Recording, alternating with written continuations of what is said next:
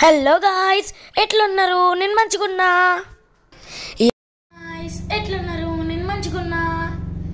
నేనైతే ఒక యాక్టివిటీ చేసిన.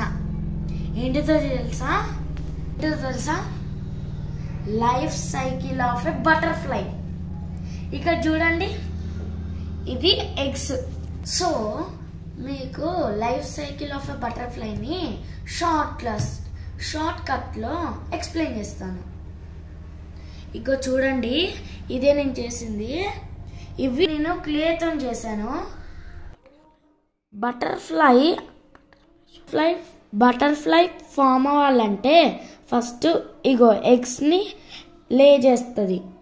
తర్వాత స్టేజ్ ఏంటంటే ఇక్కడ చూస్తున్నారు కదా, ఇది క్యాటర్పిల్లర్. ఈ ఎగ్స్ నుండి బయటికి వచ్చి ఇలా అయిపోయి లీఫ్ని తింటుంది. తర్వాత క్యాటర్పిల్లర్ నుండి నెక్స్ట్ స్టేజ్ ప్యూపా.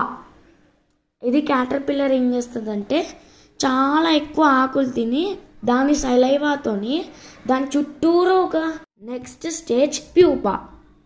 మనం ముందు చెప్పుకున్న క్యాటర్పిల్లర్ ఉంది కదా, అది చాలా ఆకుల్ని తిని దాని సలైవాతోని ఒక షెల్టర్ లాగా చేసుకొని అందులో స్టే చేస్తుంది.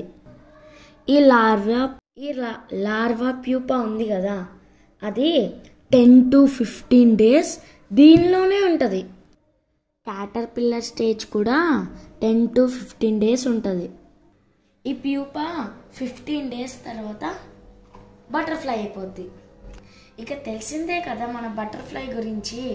ఒక్కొక్క బటర్ఫ్లై ఒక్కొక్క కలర్లో ఉండి చాలా అందంగా ఉండిద్ది. నాకైతే స్పెషల్గా బటర్ఫ్లైస్ అంటే చాలా ఇష్టం. ఇప్పుడు బటర్ఫ్లై అయింది కదా, అది మళ్ళీ called life cycle of a butterfly. నా ఎక్స్ప్లెనేషన్ మీకు నచ్చినట్టయితే comment and like, share, subscribe. Thank you. నమస్తే.